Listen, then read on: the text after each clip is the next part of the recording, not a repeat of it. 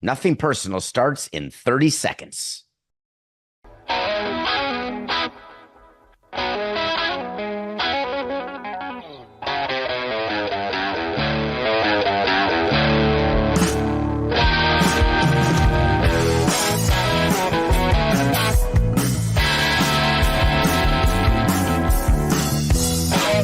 It's just business. This is Nothing Personal. Here you go. Here you go.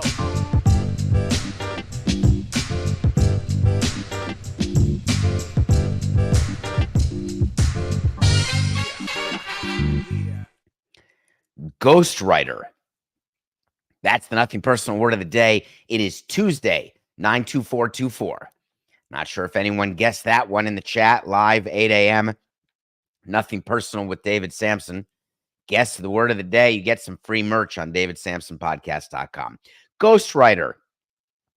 That's a professional who writes content for another person to publish under their own name. Normally, you get a ghostwriter when someone doesn't have time to write something or they don't have the ability to write something. A letter was released yesterday by John Fisher, the owner of the Oakland A's, and it was a doozy.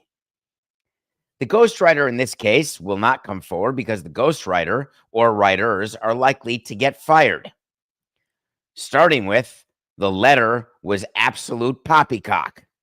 Finishing with, there was an actual spelling mistake in the letter. The name of the earthquake, which was referenced, of course, the 1989 earthquake in the World Series between the A's. It was the World Series by the Bay. You may recall that World Series got delayed by like a week because of an earthquake. Anyway, John Fisher in his letter spelled it wrong. The process of doing these letters, I could spend a show on. It goes through so many drafts, so many eyeballs are on it. It gets approved at the end by the person whose name is on it. You can bet your bippy that Dave Cavill, the president, saw it, approved it. John Fisher may have read it, may have approved it. How could he not have? He started it with, to our Oakland Athletics fans, thank you. Always good to know who we're writing to. We're not writing to the people of Oakland, not interested in you.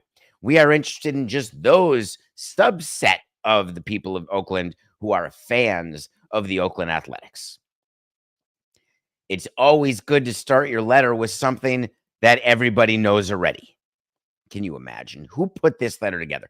The upcoming series with the Rangers will be the final games of the A's 57 years in Oakland. Phew. We had no idea why you'd be releasing a letter. You're totally incommunicado. You don't give interviews except in Vegas. You don't walk around and talk to fans. So now you're communicating through a letter. Now I get it. Didn't know what you were going to talk about. Maybe the stock market, maybe your jean size. But now we know it's about the upcoming series being the last one. All right, what's next? The A's previously played in Philly and Kansas City. You know what that's meant to do? That's meant to make the people of Oakland say to themselves, wow, we got this team because we really hurt the people in Kansas City who hurt the people in Philadelphia. So the people in Sacramento and Vegas, if it's Vegas, will be hurting us. It's just part of the circle of life. I understand what they're trying to say. We shouldn't be so angry. What else did we go on to? Second paragraph. Let's get right into it. 4 World Series championships, 6 pennants, 17 division titles, 7 Hall of Famers. All right. Now you're telling us why we're going to miss it so badly and how unbelievable it is that a team with such pedigree is relocating. Fair enough. I'm glad we got that clear. This letter's going great so far. Let's see what we can go on to now. How about triumphs and near misses? And then the earthquake spelled wrong. The 20-game win streak, a Hollywood movie. Who cares? All right, let's see what else, because that paragraph is a total waste.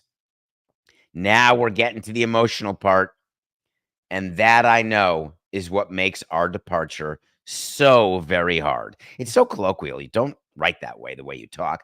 And I know is what makes our departure. It's so hard. I'm so sad for all of Oakland Athletics fans. All right, now let's get into the next paragraph, which is a real doozy. The A's are part of the fabric of Oakland. The East Bay, the entire Bay Area. When Lou Wolf and I bought the team in 2005, well, I was there in 2005. Guess how many people within the owner's room knew the name John Fisher? Almost none of us. He was on the list as the investor. Lou Wolf was the person in charge, the control person. But anyway, glad you started in 05 just to show us how much longer you've been there. Our dream was to win world championships and build a new ballpark in Oakland. I'm not exactly sure what the dream was because the first thing Lou Wolf wanted to do was move out of Oakland. But again, I digress. Over the next 18 years, we did our very best to make that happen. Well, I never told you in my 18 years that I tried my very best to win a world championship every year because I knew when we had rebuilt the team or cut the payroll that we weren't going to win the world championship. Not saying we weren't trying, but our very best. It's very hard to say that to a fan base. Maybe Steve Cohn can say for 5 years, I've tried my very best to win a world championship. For the Yankees, they could say since 2009, maybe even earlier, since 2000, we've tried our best. But I'm not sure there's any other teams who can say it. The Cubs can't. Anybody who's rebuilt can't. But again, let's not quibble over choice of words, even though this was wordsmithed by a ghostwriter. Let's keep going. We proposed and pursued 5 different locations in the Bay Area. Would you care to list those 5 different locations? Because I'm getting a little confused. My memory has locations outside of the Bay Area. We've got certain areas within the Bay Area that you looked at for about a minute and a half and said, thanks, no thanks. That would be like me during our search for a new stadium in Miami, would say that we looked at 20 different sites within Miami, Broward, and Palm Beach. That's true because we did Google searches and we'd have one meeting saying, excuse me, Fort Lauderdale, any interest in $500 million? No? All right. We're not considering that anymore. Hey, Seminoles, any interest in fully financing a stadium on your land? Well, we'll have a meeting. Great. How'd the meeting go? Not interested. Does that count? I guess it does. I guess so. So we'll go with that if we have to. Pursued 5 different locations. Despite, the letter continues, mutual and ongoing efforts to get a deal done for the Howard Terminal project, we came up short. This is when it gets really dicey. When you're meeting with your ghostwriter, you got to give him the facts. How short were you at the Howard Terminal? Was it $20 million? Was it $80 million? Were you ever really going to be at Howard Terminal? I'm just curious, what were the ongoing efforts to get a deal done, and how do you respond to the mayor who claims there's an absolute deal to be done? Oh, by the way, there's another ownership group who's ready to buy your team and do that deal. But anyway, let's not quibble. Let's see what else happened here. The letter continues. Only in 2021, after 16 years of working exclusively on developing a home in the Bay Area, horse hockey. I was in the meetings in baseball where that was not the focus. But anyway, let's not get upset with that problem too. In 2021, faced with a binding MLB agreement to find a new home by 2024, did we begin to explore taking the team to Las Vegas? So I would like to point out that paragraph in this letter, there is not one bit of truth contained in the entire paragraph. I'm sorry to say it. Sorry to let you in under the kimono of Major League Baseball owners meetings. Vegas as a destination has been talked about for 2 decades. Number one. Number two, the binding agreement that is referred to here is an agreement in the collective bargaining agreement, which said that if the A's do not have a permanent place to play, a plan to play in a permanent place, announced by 2024, they will lose revenue sharing.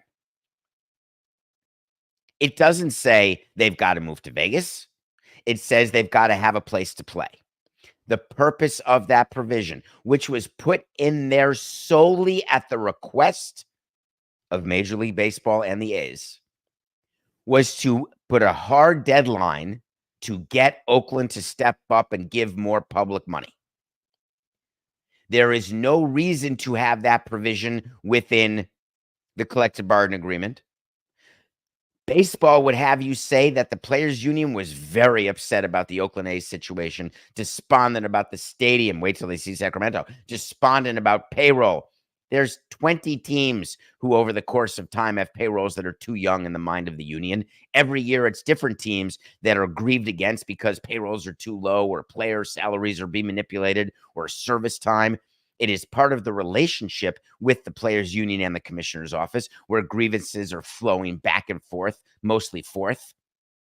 All of that is standard operating procedure between these two groups, and in many groups who are in a union management situation. Saying that the binding MLB agreement is what caused them to leave Oakland would be the equivalent of me saying that it is my technological inefficiencies that led us not to do a show today. It's just wrong. If there's no show today, there's a reason. It ain't technology. Let's come up with the reason. I'll give you a reason. Now let's get to the last paragraph of this letter, because the letter still goes, which is amazing. There are millions of dedicated and passionate A's fans in Oakland and around the world. Staff members, Coliseum employees have poured their hearts into this team.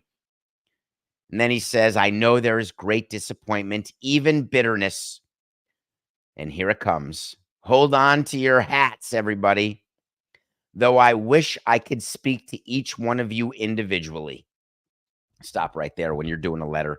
When you're a public figure doing a letter, stop. Don't ever say that, because you don't wish that you could speak to each one of us individually, and that's obvious. But there are ways that you could speak to more of us, not by releasing this letter on Twitter, like being available for Q&As at the ballpark, like just walking around the ballpark and letting fans vent to you. Take one inning per game and just walk around and let 3 fans talk to you, and then say, I've spoken to as many of you as I can. Of course, I wish I could have gotten to all of you.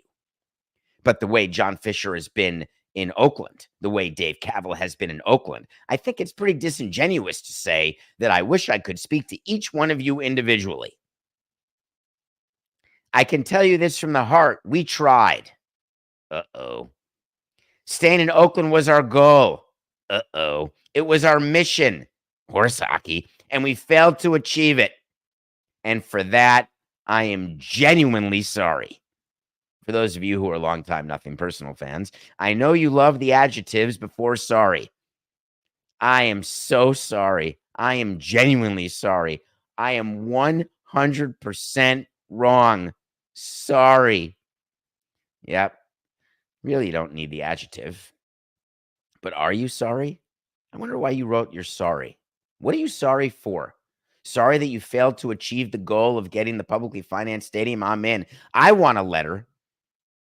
Well, I'm going to tell you how my letter would go, but let me read the last sentence of this letter, because it's this may be the coup de grace of this letter. Looking ahead, I hope you will join our beloved A's as we move forward on this amazing journey.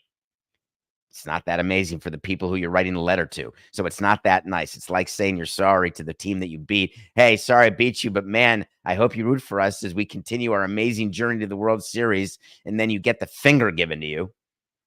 I hope that you'll join our beloved A's as we move forward on this amazing journey. I hope I will see you again sporting the green and gold, and I hope we will make you proud. How did those sentences get approved as the end of the letter? Do you think that Oakland A's fans are going to go to Sacramento and they're going to say, hey, we're here. We're here for you, John. We love this team so much. We are moving to Sacramento. We'll make the drive. It's quick. And when you go to Vegas, no problem. We're going to be part of the 4,000 people a day that you're counting on as tourists to go to your games. No one believes these pro formas. It's an absolute joke. But in any case, instead of ending the letter that way, I would like to tell you the letter that I would write. And how do I know this? It's a letter I've had to write. We didn't relocate the Expos. Baseball did that. But we certainly threatened to relocate the Marlins and didn't end up doing that. But you can bet your bippy that I had drafts of letters left, right, and center about relocating, moving, final steps, the day we go. All of these things get planned out well in advance. Dear Montrealers, Dear all residents of South Florida, dear the South Florida community, I can come up with a lot of things, but not specific to the team's fans. And it would be a very simple. My name is David Samson. As the president of the team, my job is to figure out a way to have a competitive team year in and year out in a financially reasonable scenario. I was unable to accomplish that goal in insert city here. There is no justification for what I am doing other than business. I absolutely, fully, 100% genuinely, I wouldn't put that in the letter, understand why there is vitriol, anger, hatred, lack of love, and general disdain and contempt for my actions. That said, I'm sorry. Love, David. That's it. It's simple. You acknowledge people's pain, you acknowledge you're the cause of the pain, and then you move on. You don't give excuses. You don't talk about, I tried everything I could. I swear to you, there's no doubt. It's pretty good, right? Nothing personal pick of the day. Can we talk about the Bills and the Jaguars, please? We had the Bills 5.5 over the Jaguars, crushed it. I hope that you know we won that pick of the day. I was pretty focused on Josh Allen because I love watching him play.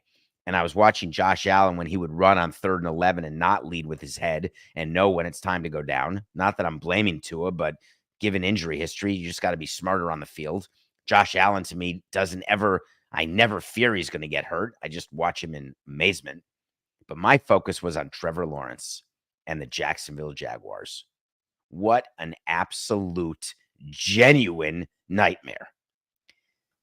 Dear fans of the Jacksonville Jaguars, my name is Shad Khan, and this season's going to be a real winner.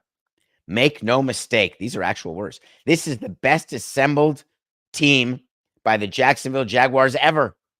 Best players, best coaches. But most importantly, let's prove it by winning now. Unfortunately, that was sent before the season. Maybe there needs to be a new letter sent by Shad Khan. Dear people of Jacksonville, we stink. It's not for lack of spending money because we signed Trevor Lawrence to a 5-year, $275 million extension just in June of 24. We guaranteed that man $142 million. My God, he's 0-3. He's 13 under as a starter, but we still wanted him for you. So you'd see that it's not just about London for us. You would see that it's about Jacksonville. By the way, we're trying to get a new stadium in Jacksonville. Oh, sorry, that wasn't supposed to be in there. Get my ghostwriter on the phone. How do you feel about Trevor Lawrence? Jaguars fans, you happy about him? Excited? I got to tell you, they stink. But something happened during the game yesterday that was far more interesting to me. And then we'll get to the Commanders game, which was really something. But you know that on the show, we're 5 years old this October. Coca, what is our anniversary date? Is it October 10th or October 19th? I've heard two rumors, and I want to make sure I put it in my book correctly. I'm not sure what I want to count it as when episode 1 was, which I thought was October 19th. But in any case, we are fast approaching 5 years of doing this show. Coke and I did it together, just the two of us. We can make it if we try. We've recently been joined by Sarah, who is so helpful on social. I didn't hear that. What day, Coca? The 14th. I was totally wrong. So it's October 14th. That's our anniversary. Now I'll say it. So Sarah also works on another show called The Underdogs. You should check it out. It's quite interesting. And underdogs like betting, and they had a bet last night that is worth mentioning. Their hypothesis was, these are the stats that these guys came up with under Sarah's direction, that their view was that a lot of 0-2 teams get bounce back wins in game 3. And like over 65% of 0-2 teams bounce back, forget covering. If they're dogs, they outright win. So they said, we're going to do a 5-way parlay, money line parlay. We're going to take the Broncos. They were 0-2. How did they do? They were going to take the Giants. How did they do? The Rams, you saw them come back against the Niners. The Panthers, hello, Andy Dalton. Where have you been my whole life? Oh, we still love you, Bryce. That's 4 out of 4. And the last one was the Jaguars against the Bills. Now, picking 5 winners is hard enough. Picking 5 teams that are mediocre and likely underdogs in each of the games. You bet $30, you're going to win $10,500. Brilliant. Amazing return on investment. Who wouldn't be excited going into the Jaguars-Bills game? Basically, you have bet $30 on the Jaguars to win $10,500. That's the bet that day because you've already won the previous 4 legs. And you know that the money line odds of this game are way, way lower than that. So you're getting a great, great deal on this bet. So the guys got together and they said, well, should we hedge it? Should we cash out? They were offered a cash out of about $3,100 before the game even started. So in order to decide whether you're going to do a cash out, go back and pretend that you did a 4-leg parlay. If you did the Broncos, Giants, Rams, and Panthers, and you bet $30, what would your payout have been? Would it have been $3,100 or would it have been more? And that's the way you know whether or not you are being taken advantage of by the odds. Picture it like the banker on Who Wants to Make a Deal. There's always going to be an advantage to the house. You can evaluate how big it was. Once you decide whether or not you're being handled on what the cash out amount is, you then decide, where's your risk tolerance? Do I want to get $3,000 and give up the possibility of getting $10,500? So I'm giving up $7,500 because I don't believe that the 5th leg of my bet's going to win because the Jaguars stink. That's, I guess, one way to think about it. But then you place the bet in the first place. So the $30 that you risked was to try to get the $10,500. Your behavior, and this is a financial principle. When your behavior leads you to a decision, and your decision is to buy a stock or to make a bet, and it's a multi-leg bet, you have to think about the decision process that came with making that bet. You did it because you thought the value was there, and you thought there was a reasonable chance that you could hit on that value. You could then do math of what the expected rate of return is for the investment, given what has to happen, and then say to yourself, the whole world changed. I really wanted to get $10,500, but my expected value was 0 because whoever wins bets like this. But now I find myself having won the first 4, so my expected value has gone way up. So you could decide to hedge it.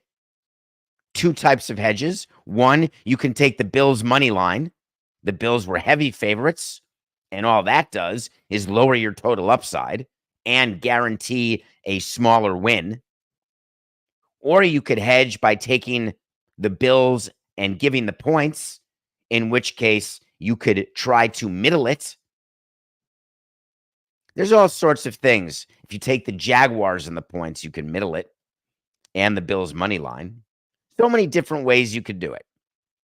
When you've got partners in a venture, you have to get unanimous consent with what that venture is going to do. 3 people get together and make a bet.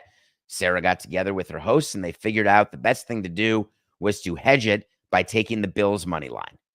Well, the Bills money line paid, and instead of winning $10,500 if the Jaguars had won, instead of winning $3,000 if the bet ended before the game was played, or instead of winning 0 by doing nothing, they end up winning a total of $1,000. I'm making that number up. I'm not sure how much they bet on the Bills money line, but just say that's what they bet. And they made $1,000. Just know that when you're going through these thought processes, make sure you're firmly disciplined about the decisions you make, because one of the ways that casinos in Vegas make a lot of money on table games, as an example, is when you're willing to risk $1,000, and then the minute you're up $50 because you were down to start with, and then you come all the way back, and then you get yourself to even and a little bit up, you tend to stop. And the reason why people do that, the mentality is that, oh my God, I just avoided losing all this money. I'm now back to even. Let me walk away. And what does the casino get out of that? They get to limit their downside exposure.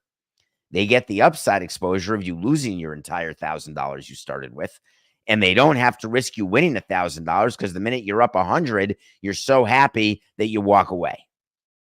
That is how the majority of table game gamblers play.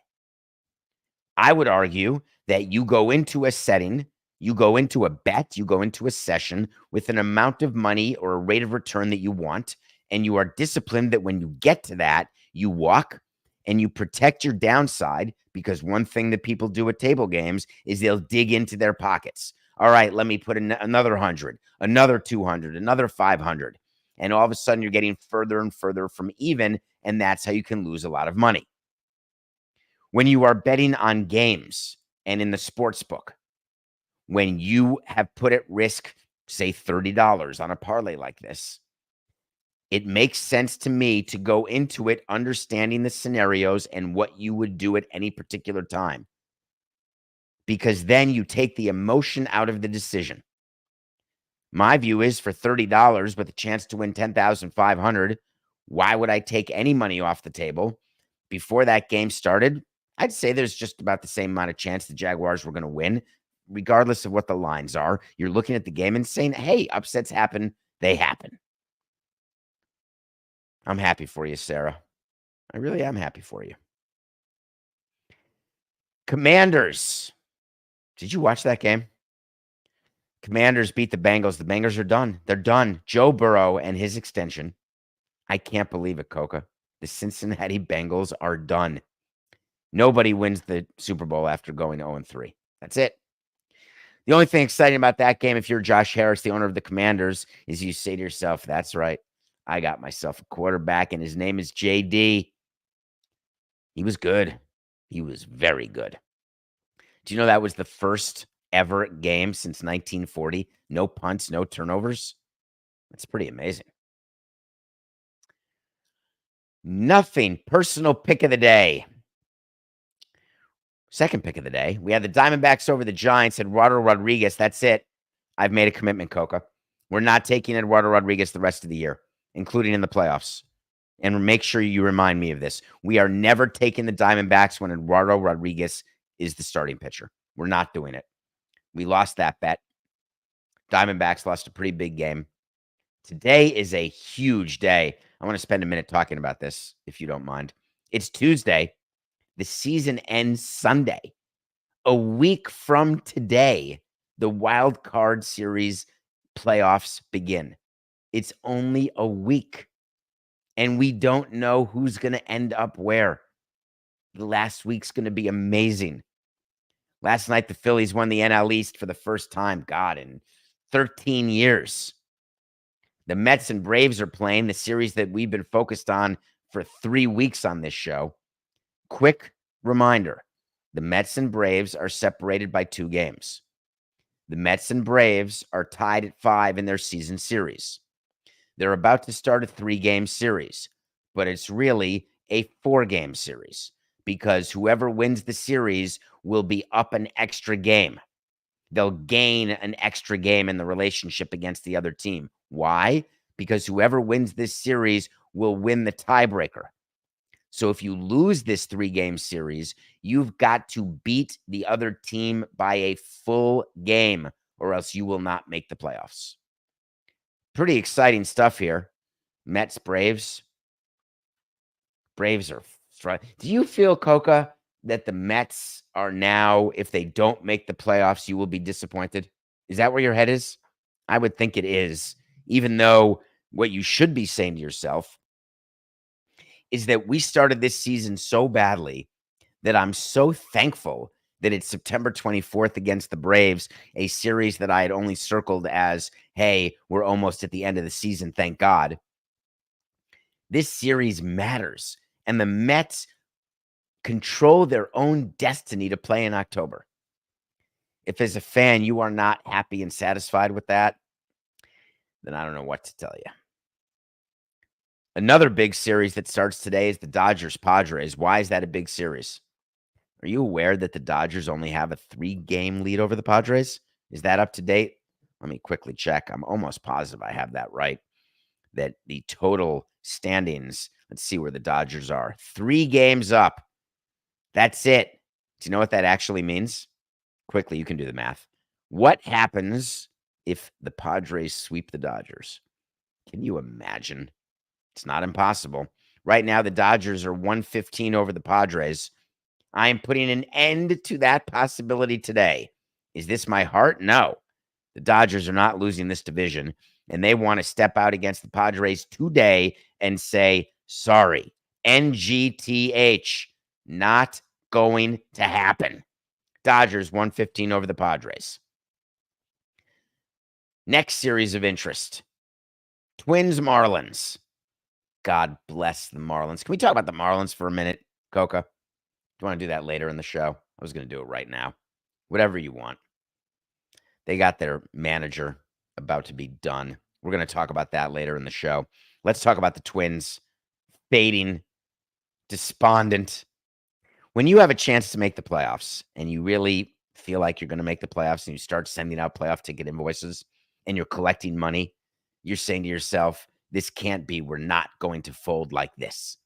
The Royals and the Twins are in the middle of an unbelievable fold, like cheese level fold, except one of them is going to get rewarded. One of them may not if Detroit, who controls its own destiny, makes the playoffs. The Twins play the Marlins in a very important series. The Marlins, let's just confirm where my head is because I believe they've lost 99 games. I remember losing 100 games one time. It stinks. 2013. The Marlins likely will lose more than 100 games this year, and it starts tonight. Tonight, the Marlins will lose their 100th game. Take the Twins over the Marlins. Those are your nothing personal picks of the day. When we come back, we're going to review a movie, and then one of you asked me maybe my favorite question of the month so far. We'll be right back.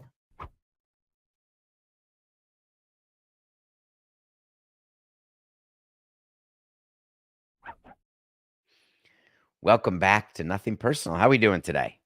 I'm very amped up, Coke. I can't figure out why. I get very excited for MLB playoffs. I actually love it when there's so many games during a day. You can sit and watch baseball, and it's playoff baseball. It matters. You've made it through the slog of the regular season. October is always a tough month for me. It's my favorite month, but I do nothing personal. I'll be on CBS doing analyst work pre and post game for the playoffs in studio in Stanford. Still watch a movie every day. I watched one yesterday, Coca. Here we go. Put it on the board. Mother's Instinct, a movie with Anne Hathaway and Jessica Chastain. Mother's Instinct is a movie that takes place in the 70s. It's a movie, spoiler alert, one of their children dies. Not sort of ice stormy, but spoiler alert, one of the parents may have had something to do with it, maybe not. One of the parents may descend into insanity, maybe both, maybe none. Anne Hathaway and Jessica Chastain are two of the best actresses of my time. Absolutely. They're not in Meryl Streep's category. I mean, let's not go crazy, but they're definitely up there. Their performances are outstanding. The subject matter is downright depressing. If you want to see a movie about what it is to lose a child and then go crazy, watch the movie. If not, take my word for it, and I can save you an hour and a half. I'm sorry, Anne and Jessica. It's just too heavy, too much, too sad, too close. All right, Matthew. You know what I want? I want to talk to Samson. So you want to talk to Samson. I love this part. For September's been a great month. Thank you all for the new people who are listening to this podcast and watching it on YouTube or DraftKings Network. This is a segment where we read a question from you that comes either on davidsamsonpodcast.com or it comes on X at David P. Samson. My DMs are open. I try to answer as many as I can, either on Twitter itself or on the show. David, did you see Jerry Jones couldn't afford to sign Derrick Henry? Isn't that horse hockey? I love you. I don't love you. I don't even know you. You could have said hi, but when you say horse hockey in a question, it means you get the show. It means you may have gone on David Samson podcast and bought a horse hockey hoodie because it's getting cold out there, unless you're in Florida. So to 93% of this audience, it's getting cold out there. I appreciate that you asked that. Can we talk about this, please? Do you know who Derrick Henry is? Yeah, the running back. Did you watch the Ravens play the Cowboys? He signed a 2-year, $16 million deal. He used to play for the Titans, Derrick Henry. He's about the size of a Mack truck. The Dallas Cowboys couldn't stop him at all. He had like 45 yards after being touched and about to be tackled. The Cowboys have no rushing game. They have no defensive line. They are a terrible team. There is one thing the Cowboys lead the league in, and that is franchise value. There's another thing the Cowboys are in the upper echelon in the league, and that is operating income. So isn't it interesting that Jerry Jones said he couldn't afford to sign Derrick Henry? I feel like he could have workshopped that response just a tiny bit more. Because, as you know from all the shows we do, is this Jerry Jones the GM or Jerry Jones the owner? I'm going to assume it's Jerry Jones the GM. Why? Because Jerry Jones the GM has a salary cap that he has to work with. So what they mean is you can't afford it under the salary cap because of the money that's allocated to other players. It can't be Jerry Jones the owner saying that he can't afford it, because that would be silly, wouldn't it? When the focus is trying to win, when you've had 30 years of not winning, you're the worst GM in football. You're the best owner because you've grown the value of your asset. But in terms of actual winning on the field, you're not that much different than Steve Ross. You're better because Steve Ross hasn't even won a playoff game. But that said, it seems like that you could go at it with a better workshop than couldn't afford it. How about this? It's pretty obvious that we could use Derrick Henry, but I believe with the personnel that we have, we will get better on both sides of the ball. That we've got the people in place to both stop the run and to improve our running game. And leave it at that. Why would you comment that you cannot afford to sign the player when you know that's wrong? If you misallocated your salary cap money that's available for on-field player personnel, then just wear it. There's not one team in the NFL that couldn't have signed Derrick Henry for 2 years, $16 million, guaranteed 9 at signing. Not one. The only reason that you cannot is if you don't have the cap, which means you made the decision. I'm good with that. I got more than half the decisions I made wrong, but I'm not going to blame it on anything other than I made the wrong decision. If you sign Dak Prescott to $50 million, isn't he at 60 or something, Coca? You know very well when you sign Lamb, etc., you know what it will do to the allocation of your payroll for on-field product. You know that if you're paying here, you can't pay there. When you're building a team, you've got to decide the best way to build the team, the smartest way to build the team. And if you're wrong, you say you're wrong. You don't blame it on the rain. It is the biggest bunch of horse hockey ever. The reason they signed Elliott for 1 year at $2 million and not Henry for 2 years at 16 has nothing to do with what they can afford. I do definitely appreciate that question. You know I do. This is the time of year when you're saying goodbye. About a week left. You got 2 series left. If teams are done playing at home, the home clubby has packed up all the stuff. They're getting ready for the winter. Pack up all the lockers. You've got duffel bags and suitcases, and the players have to give the clubby where they want stuff sent. All the free stuff they've gotten throughout the year gets put into boxes, either given to charity or they take it home to give to family members and friends. If you finish up at home, you're still packing up the home clubhouse, believe me, because the minute the last game ends, you're out of there. It's not like people come back the day after the season. Oh, I'm going to pack my suitcase now. Doesn't work that way in baseball. When you're not in the playoffs, you want to get out of there. The Marlins are on the road to finish the season. They finished their home schedule. And Skip Schumaker, the manager, packed up his manager's room. I can promise you that. He's not going back. Remember when the season started and we talked to you about the option that existed for him to return as manager next year? And it was leaked somehow in the most ridiculous, manipulative leak I've seen in the last 7 minutes, that the option was disappeared. Do you think that Schumaker walked away from money because he so badly wanted to get out of Miami? Or that he knew the team would lose 100 games after they lost, after they made the playoffs last season? That he realized they didn't sign enough free agents and only signed Tim Anderson, who people probably don't remember anymore because he was designated so long ago.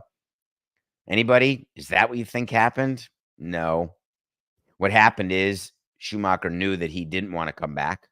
He found a way to negotiate a deal to get some money and to get rid of the option. And both sides are moving on. Peter Bendix, the new president of baseball operations, wanted to hire his own manager. Skip wanted to get out of Miami, get to a different situation where there was a possibility of winning. So for his last home game, the media went up to him and asked him how he was thinking. And he said, it's kind of a weird moment personally in my career. Extremely grateful that I was given an opportunity to manage the Marlins, even if it was a couple of years. I resemble those comments because I heard Joe Girardi say them when we fired him after a year. He looks back on his time, first time getting his feet wet, thankful. Freddie Gonzalez, thankful. Edwin Rodriguez, not that thankful. Ozzie Guillen, extremely thankful. Mike Redmond should be thankful, not really thankful. Jack McKeon, unbelievably thankful. Jeff Torborg, undecided. Brandon Hyde, thankful. Dan Jennings, thankful. Don Mattingly, very thankful. I like going through and figuring out. I think I just named many of our managers, whether or not they're grateful given the opportunity. As the Marlins, we like that. You find managers, try not to hire too many recycled, or you switch off, you go recycled, then you go new, back to recycled, back to new. It's like a hard ass in the clubhouse and then someone who's easy in the clubhouse, back and forth, looking for the combo, all in an attempt to cover up your failings at putting together a roster. That's the mentality that is used when you're trying to get a manager. And I do believe that Skip Schumaker is thankful for his time in Miami and thankful to the Marlins. But I can also tell you that his bags are packed and he's ready to go. The Marlins are going to lose 100 games. Schumaker is going to say that it was a lot of learning, a lot of ups and downs the last couple of years, but exciting. That's true. But he didn't say in his comments to the media for sure that he was leaving. The Marlins have not said for sure that he's leaving, which gives me an opportunity to give you a wait to see. Spoiler alert, I'm going to win this one. The Marlins and Schumaker part ways no later than Tuesday. It's a guarantee. Book it if you can. I'd say it's been a hell of a run, but I always used to say that. There are times I ask my coach or manager to call out the players. Absolutely. We'll sit in the manager's office after a game and say, listen, we cannot have this. Go out. Let's talk this through. But I think that if we talk to the player and then talk publicly about the player and then talk to the player again, I want to get the message out there to the rest of the team and to the rest of the other teams and our fans that we're doing something. We're trying something. The Las Vegas Raiders got absolutely crushed by the Carolina Panthers this past Sunday. And Antonio Pierce is their coach. He's been in the news a couple times. First, he's in the news talking about Tua, saying that Tua should retire. If my coach ever talked about an opposing team's player, I would very nicely walk into the office and say, dude, can you zip it?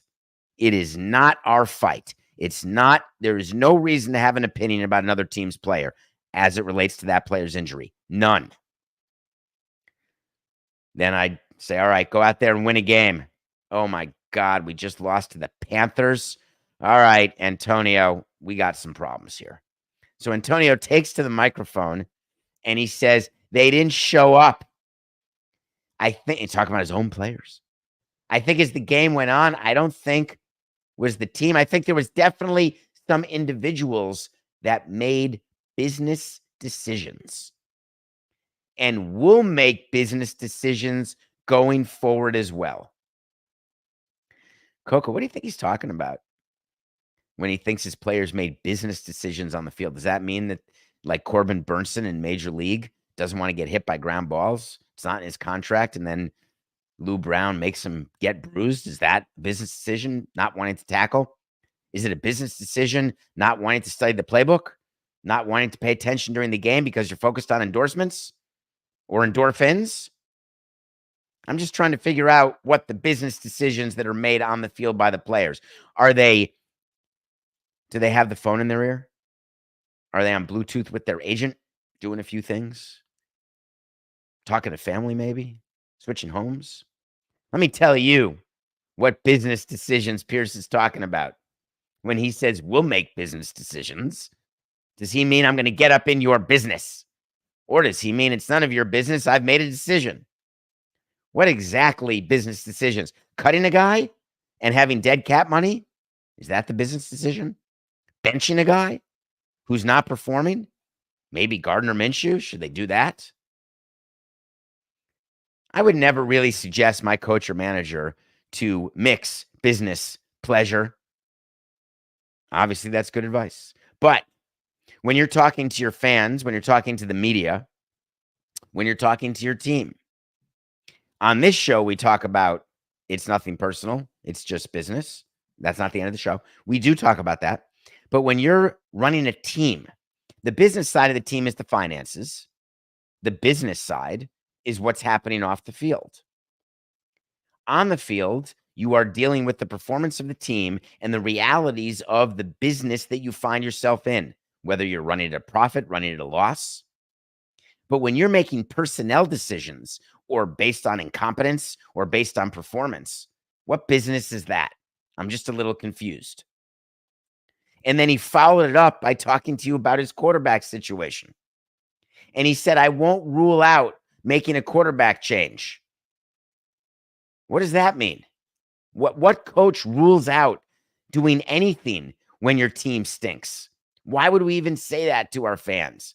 I like that. We haven't ruled anything out as we try to fix this problem. Well, thank God, because you haven't fixed the problem. So we'd like to believe that you're still looking at all possible solutions. Man, there's been some good quotes today. Pierce met the media and said, I think we've got to get with the players and just evaluate everything first. Really? I think you should evaluate everything second, because we've already evaluated. We've been looking at this team for a month. They stink. I don't know what to tell you about this. I really don't. 3 games in, you're despondent about your team. A week left in MLB, your team may not make it or has already been eliminated. For the teams that have been eliminated, it's a relief. Get the season over so you can focus on spring training. For the teams in the race who don't make it at the end, you're angry and upset, and then you look forward to spring training. For the teams who make it, you're excited, and then you're upset when they lose and you get ready for spring training. There's only one team and one set of fans who's happy at the end of the year. It's just a matter of when the unhappiness manifests itself. In June, in August, in September, or even in October. And in football, it's the same thing. 31 fan bases. Man, we're going to evaluate. We got to evaluate everything. One Super Bowl winner says, we're going to run it back. Let's go for back to back to back. That's Kansas City. I just laugh at what we have to do during the course of a season, during the ups and downs, to try to trick you, the audience, into thinking that we know what the hell we're doing, with all the platitudes and quotes that are based on what we think you want to hear, even though you're way smarter than we ever give you credit for. So listen, Antonio, listen, John Fisher, listen, Jerry Jones. Come on. It's just business, right? This is nothing personal.